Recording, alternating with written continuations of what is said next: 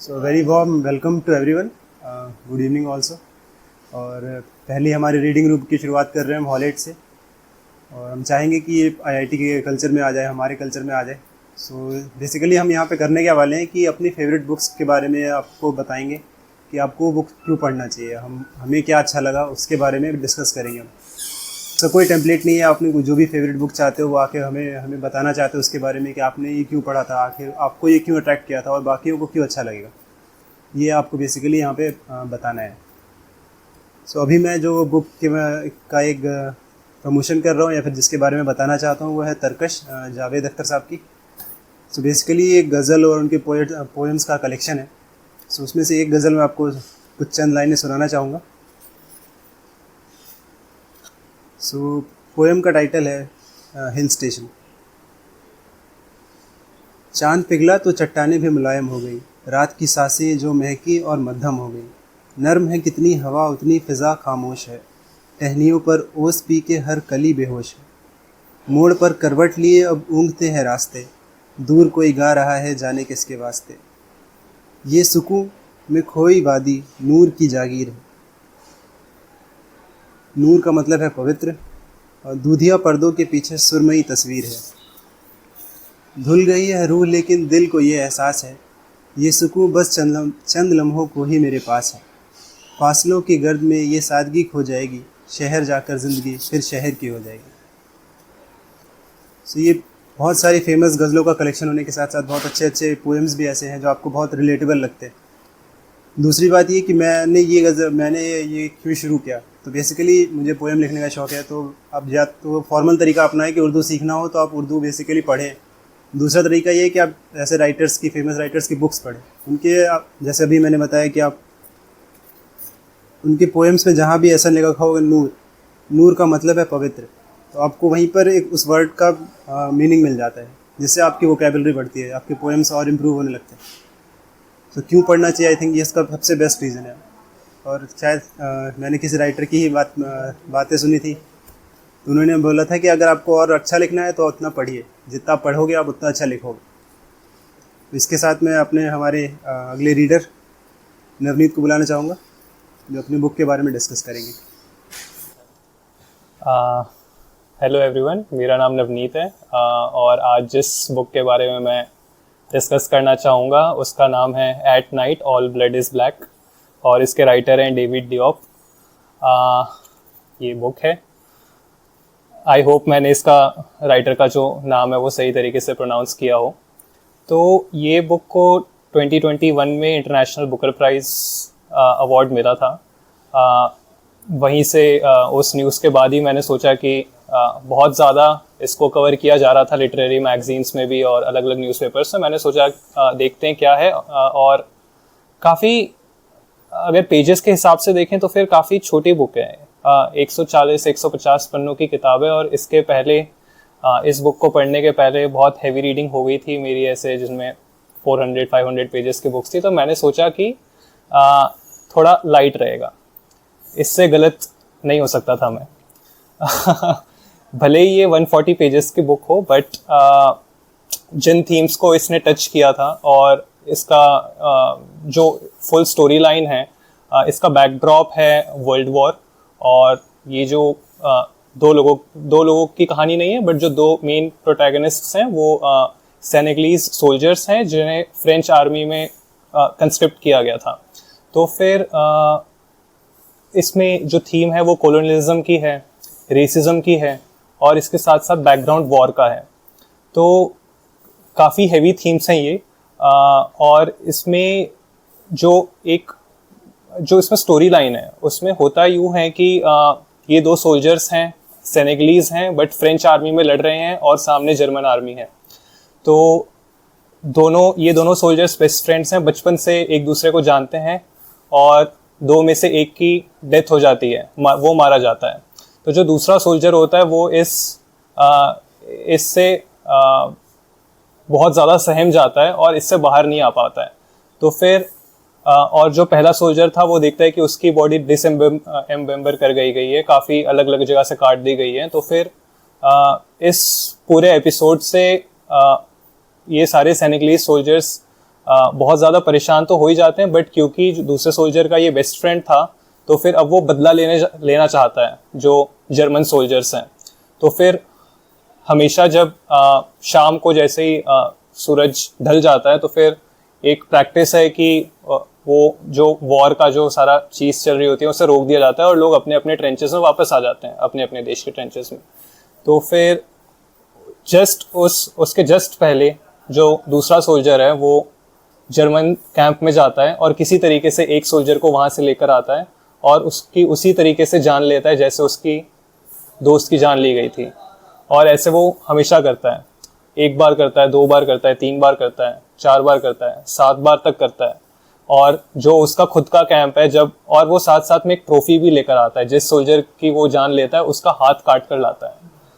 तो 3 बार तक जो फ्रेंच कैंप था जहाँ सेनेगलीज सोल्जर्स थे और फ्रेंच सोल्जर्स भी थे, पहली 3 बार तक उन्हें बहुत अच्छा लगता है कि हमारे पास एक ऐसा सोल्जर है जिसको देख के ही सामने वाली कैंप की रूह कांप जाएगी। पहले 3 बार तक जब ये होता है, वो अलग अलग हाथ लाता है तो उसको हीरो की तरह ट्रीट करते हैं। पर जैसे ही वो चौथा हाथ लेकर आता है तो फिर फ्रेंच कैंप में, सेनेगलीज कैंप में इसको लेकर डर पैदा हो जाता है कि ये डीमन है, ये सोल ईटर है, ये हमारे लिए भी नुकसानदेही है।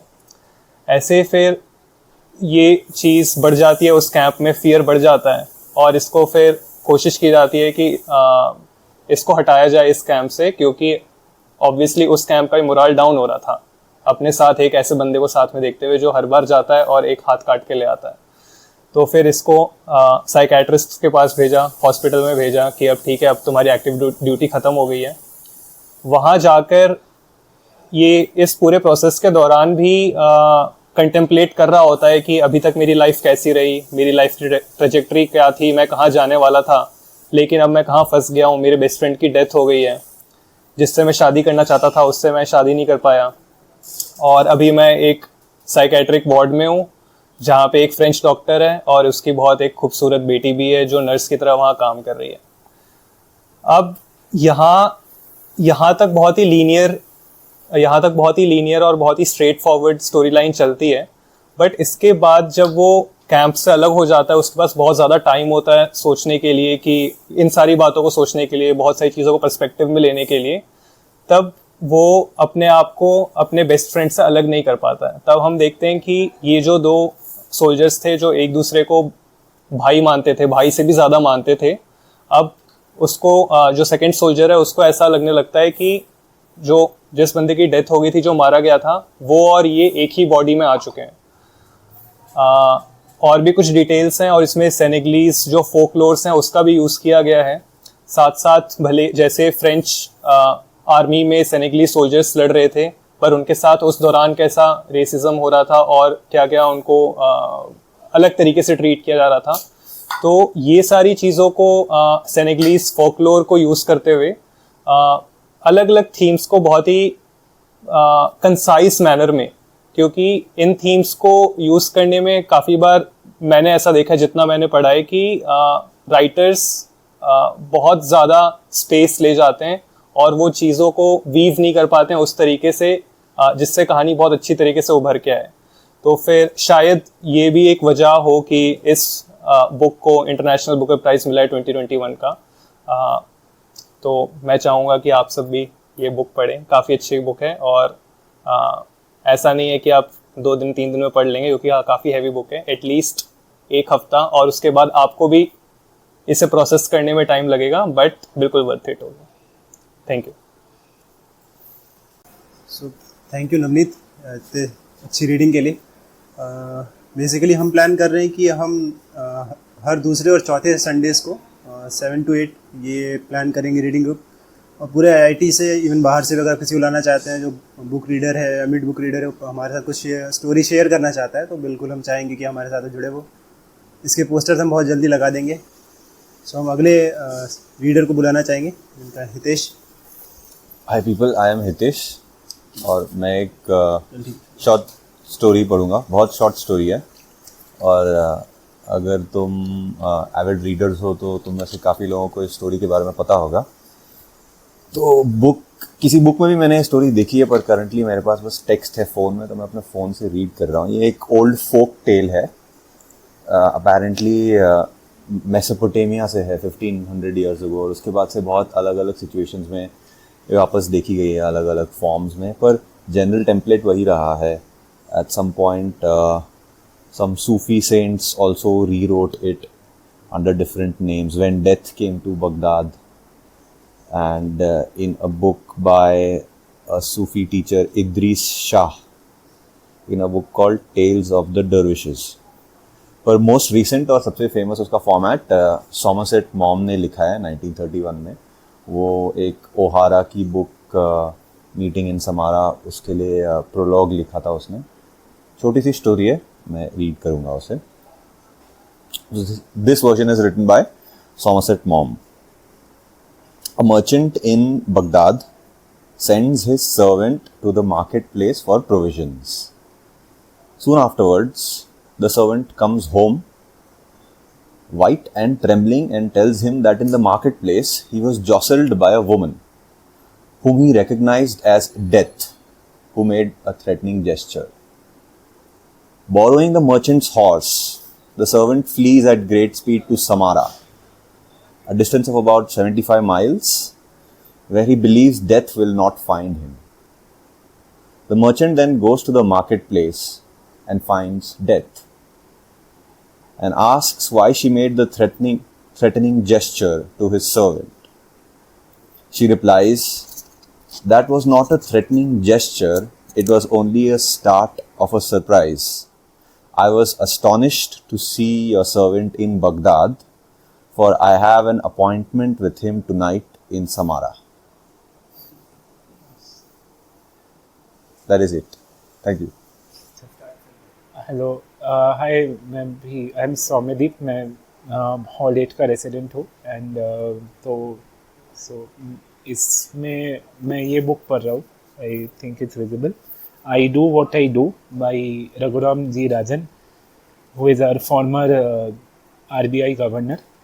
So this book is precisely about his time as an RBI governor, and it is I bought it because जैसे दिख रहा है 50% ऑफ था, and मैं curious था, and I had read another book by Raghuram Rajan which was the third pillar. वो इसके बाद आया था, जो कि मुझे अच्छा लगा था. बट ये वाला book, I am not from economics field, so मुझे थोड़ा पढ़ने में डिफ़िकल्टी हो रही है. It's almost feels like reading a research paper, but I'm still trying and understanding, and the reason I chose this book in the first place is like policy making, and especially economic policy making seems very interesting to me as a subject. And like I studied science and engineering and never thought in any other direction, but I thought that at least through this book I'll get some insight. तो मुझे थोड़ा पता चलेगा कि किस तरह की thinking इनके पॉलिसीज़ में जाती है. तो मैं इस बुक का एक चैप्टर, मतलब पूरा चैप्टर नहीं पढ़ूंगा, जस्ट स्टार्टिंग वाला पार्ट पढ़ूंगा, जो कि काइंड ऑफ बीच में स्टार्ट होता है. So just kind of shows an example कि किस तरह की चीज़ें होती है. So start कुछ ऐसा है कि my opening statement. So for context, opening statement is the first statement that he made after becoming RBI governor. तो उसके details में अभी नहीं जा रहा, but my opening statement, which made headlines in Indian papers the next day, had the desired effect. A public desperate for good news started believing that the Reserve Bank could provide some. The rupee stabilized as investors regained confidence. While many elements of the package were important, so he announced an economic package or some kind of tentative guideline which he will follow as an RBI governor. तो उसी की बात हो रही है. So while many elements of the package were important, one was particularly memorable because I was initially against it. It had been presented to me when I was in the finance ministry North Block. Essentially, bankers told us they would bring in plenty of dollars in as 3-year foreign currency non-resident deposits, which they would convert to rupees and invest in India. In return, they wanted a cheap rate at which they could convert rupees back to dollars 3 years hence. So long as the Reserve Bank could be trusted to provide the forward dollars, this was a great deal for the banks. They got rupee interest income and a guaranteed cheap price at which they could swap the maturing rupees back into dollars. I did not think much of this scheme when I first heard of it, dismissing it as yet another clever ploy by bankers to get a subsidy from a country in trouble. But it refused to go away, and my old colleagues at the finance ministry thought it worth a try as the crisis of confidence worsened. So, for context, timeline is I think around 2014, 2013 over, 2013, end of 2013. I too became more favorable after thinking carefully about it. First, I weighed the balance of risks. If we did not move the rupee back to fundamental value, every 1 rupee rise in the dollar rupee rate would cost us rupees 40,000 crores more in import costs. Assuming the rupee was undervalued by rupees 3 for a couple of years, this would mean a loss of lakhs of crores of national income. In contrast, even if the scheme was wildly successful in attracting inflows, the payout would only be in tens of thousands of crores. Of course, there might be cheaper ways of restoring confidence, but it was not clear what they were, and time was of the essence. Discussions with colleagues at the RBI had thrown up another rationale. The bankers who proposed the scheme were saying that if the money came in, the rupee would appreciate and it would cost us less to offer the forward subsidy. This was self-serving and not quite right. What was right that if we changed the narrative on India and the rupee continued appreciating between the point when the money came in and the point we covered our liabilities to the bankers in forward markets, it would cost us significantly less. In fact, we might even make money on the deal. But what if the rupee plunged after the dollars flowed in? There were no certainties here. The bottom line was that this scheme was a measured risk with a probability that the RBI would lose money and a certainty that the bankers would make money, but also a reasonable chance that the country would be significantly better off. Policy making is about deciding in the face of uncertainty after weighing the alternatives as best as one can. Having obtained the concurrence of the finance ministry, the RBI governor had to decide. I chose to go ahead with it. The FCNR scheme, FCNR stands for that foreign currency non-resident deposits, drew in $26 billion, more than any of us anticipated. But equally important, confidence picked up. The rupee continued strengthening beyond when the money came in, partly because the global investor mood as well as Indian electoral projections also changed, and we covered our forward swaps cheaply.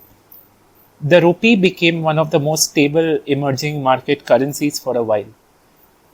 यहाँ पे cut कर देंगे और तो I think ये part मैंने इसीलिए पढ़ा because this, like the weight of making a decision is so high in such positions that kind of hit me.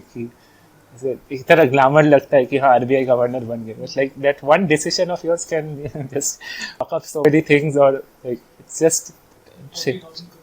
Yeah, just too much to even process. कितने zeros गिनना भूल जाते हैं, but हाँ इसीलिए काफ़ी इंटरेस्टिंग लग रहा है ये बुक इन जनरल. यहाँ पे 1000 करोड़ों की बातें हो रही है. हाँ ठीक है, थैंक यू. ये करना. Thank you Hitesh and Soumyadeep. So actually जैसा अभी सौम्यदीप ने बोला कि छोटे छोटे डिसीजंस आपको कैसे बड़ा इम्पैक्ट देते हैं. सो इस बहुत ही अच्छी फेमस थ्योरी है बटरफ्लाई इफेक्ट, सुना होगा आपने.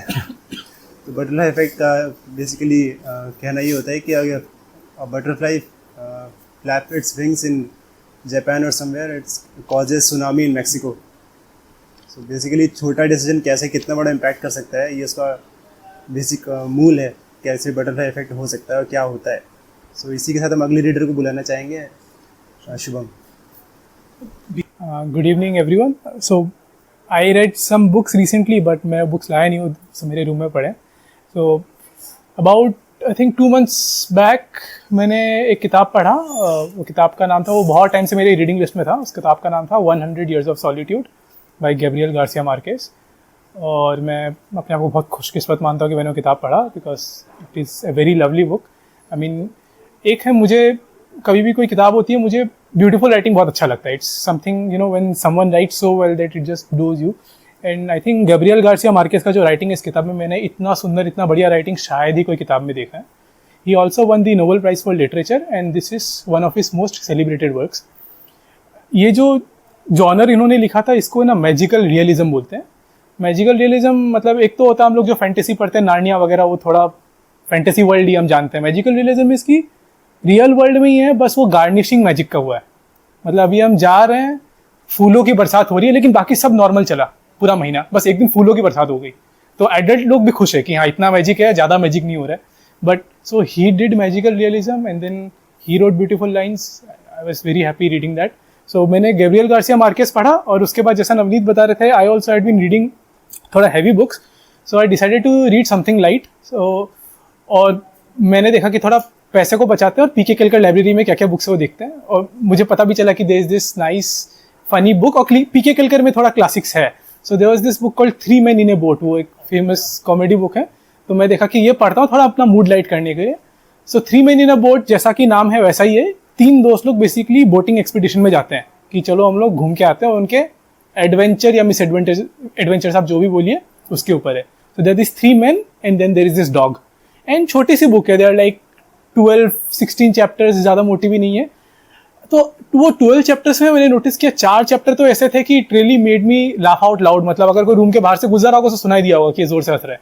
बाकी 4 थे रियली मेड मी स्माइल. बाकी 4 थोड़े बोरिंग थे. तो मतलब it was mix, somewhere really good, somewhere very bad, somewhere boring, but overall it was good. फिर फाइनली थर्ड बुक मैंने पढ़ा, वो है रिटन इन मलयालम ओरिजिनली.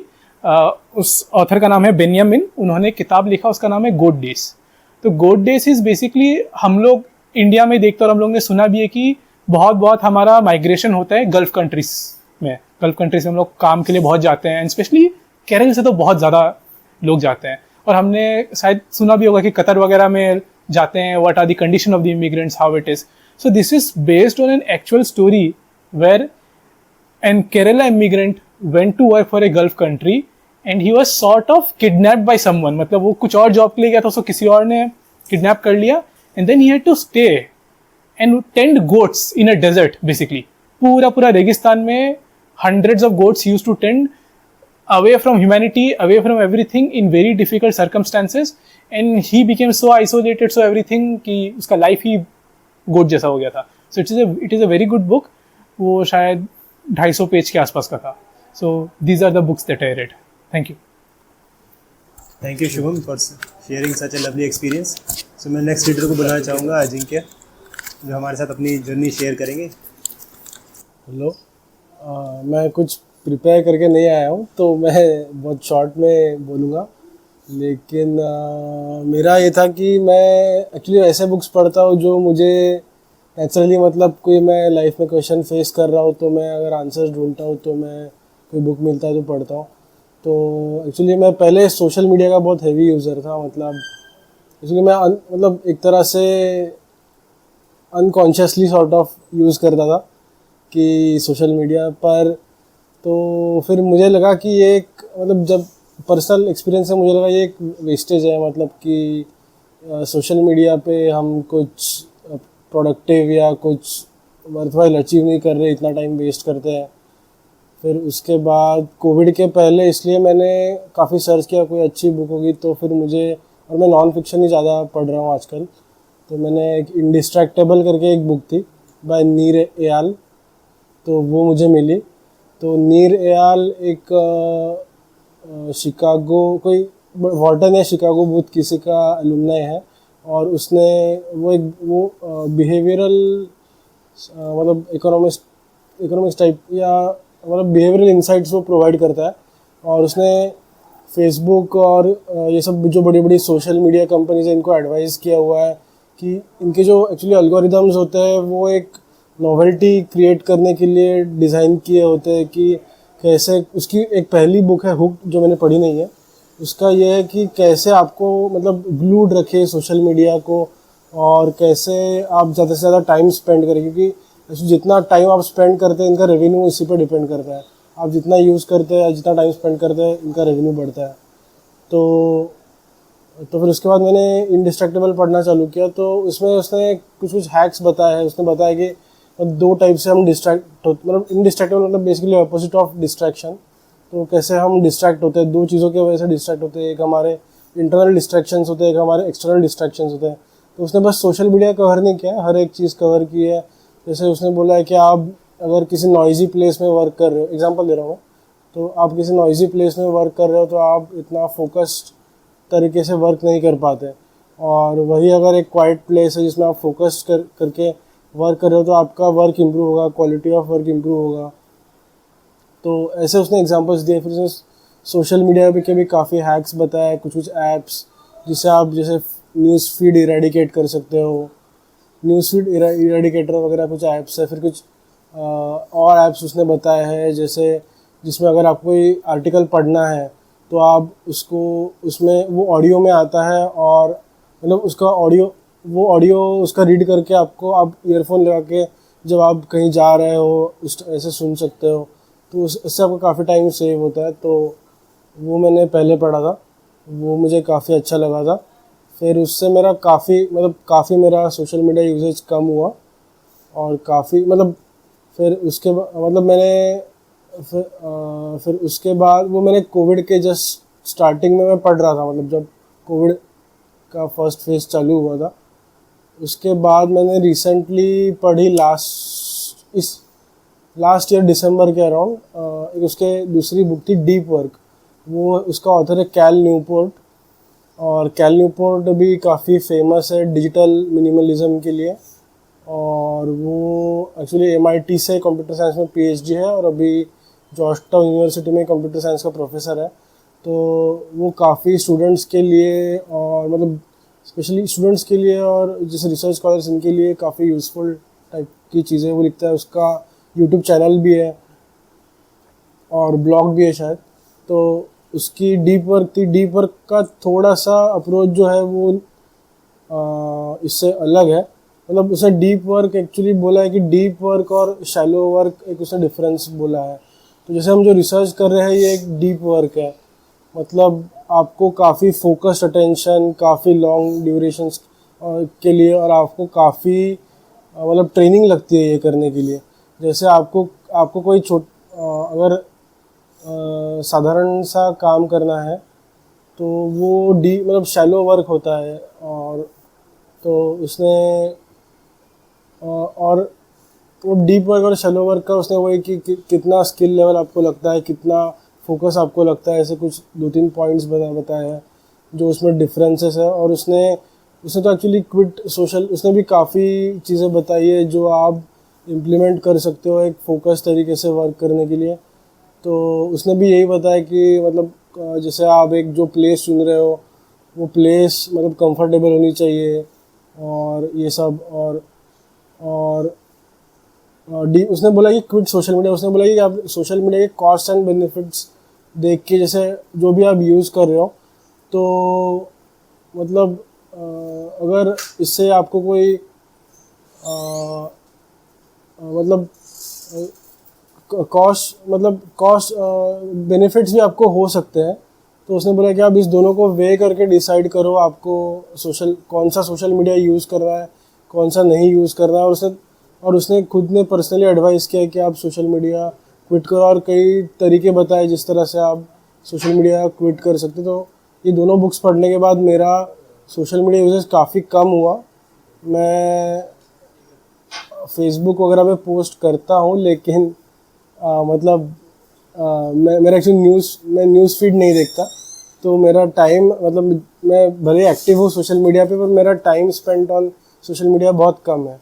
मतलब ये दोनों बुक्स की वजह से। तो पहले मैं पूरा अपोजिट था कि मैं मतलब बहुत ज़्यादा टाइम स्पेंड करता था, और इससे और अननेसेसरीली हम काफ़ी निगेटिव कंटेंट आता है सोशल मीडिया पे, जिससे हम मेंटली भी डिस्ट्रेस्ड हो जाते हैं अननेसेसरीली, जिसका कोई फ़ायदा नहीं है। और तो इसके वजह से मैंने ये बुक्स पढ़ी और फिर अभी काफ़ी ठीक है मेरे लिए। Thank you.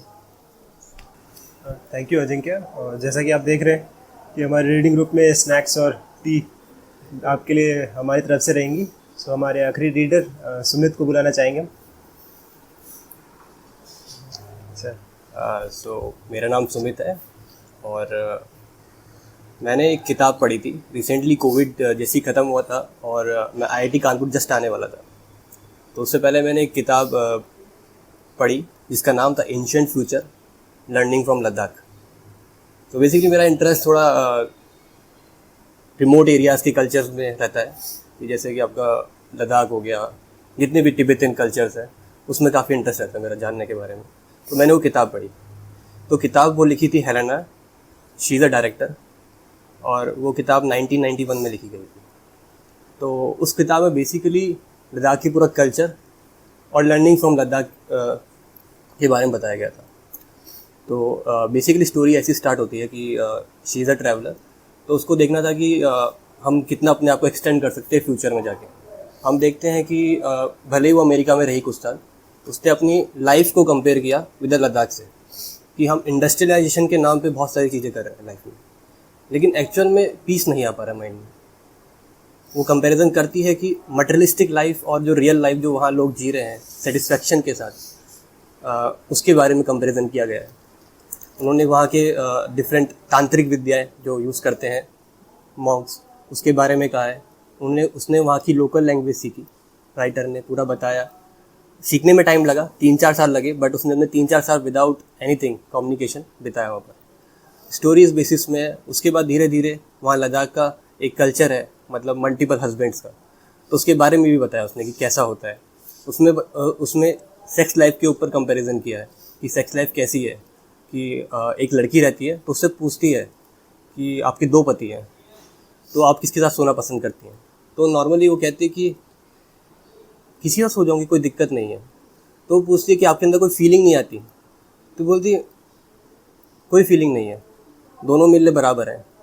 और वो कहती है कि हमारा जो सेक्स लाइफ है वो एकदम अलग है। हम अमेरिकन में देखते हैं कि कुछ भी है, मतलब सेक्स लाइफ सेटिस्फैक्शन वगैरह, बट वहाँ पर वो है कि केवल एक बर्थ के बेसिस पर माना जाता है, बाकी कुछ नहीं। दोनों को इक्वली ट्रीट करते हैं। और मेनली वो शादी इसलिए करते हैं, मतलब एक ही फैमिली में दो भाई एक ही उससे लड़की से इसलिए शादी करते हैं कि बंटवारा ना हो, नॉर्मल सा, बट एक पीस ऑफ माइंड रहता है आदमी के अंदर कि भाई कि ये ऐसा है, तो हमें मतलब कहीं अपनी फैमिली को दरार नहीं लाना, और सब हैप्पीली रहते हैं, कोई लड़ाई नहीं, कोई नहीं। और वहाँ पर बेसिकली लद्दाख में दो रिलीजन रहते हैं, लाइक एक मुस्लिम और एक बुद्धिस्ट, और कभी क्लैश इतना नहीं हुआ है। कुछ कुछ होता रहता है, लेकिन उस समय काफ़ी नहीं था। अभी जैसे सोशल मीडिया बढ़ रहा है तो क्लैशेस बढ़ रहे हैं, बट वैसे नहीं था। स्टार्टिंग में सब पीसफुली रह रहे थे, ट्रेड होता था, और साथ ही साथ उन्होंने वहाँ का जो नॉर्मल गेम्स हैं जो खेलते हैं लोग, उसको कंपेयर किया आजकल के गेम्स से, कि मतलब कैसे आपको लर्निंग मिलती है।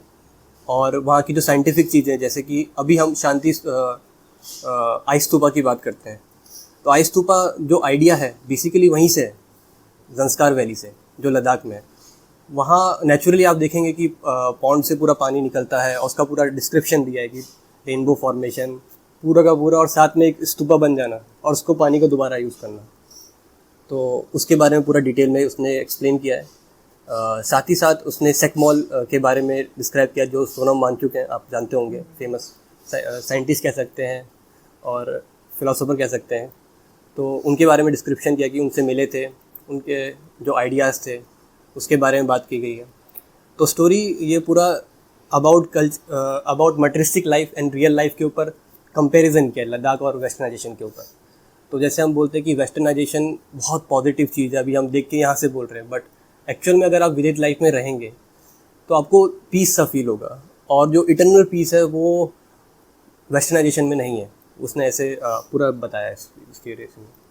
तो ये किताब इस बेसिस में थी, और ये मेरी पर्सनली खुद रीड की पहली किताब थी। Thank you. Thank you Sumit. और इसी के साथ हमारा पहला रीडिंग सेशन कंप्लीट होता है। सो फिर भी हम आपसे रिक्वेस्ट करना चाहेंगे कि आप एक साथ हमारे जो हमने ये नया कुछ स्टार्ट किया है इसके साथ आप जुड़े, और हमारा साथ दें, इसे और ग्रो करें और लोगों के बीच रीडिंग हैबिट वापस लेके आए बेसिकली। Thank you.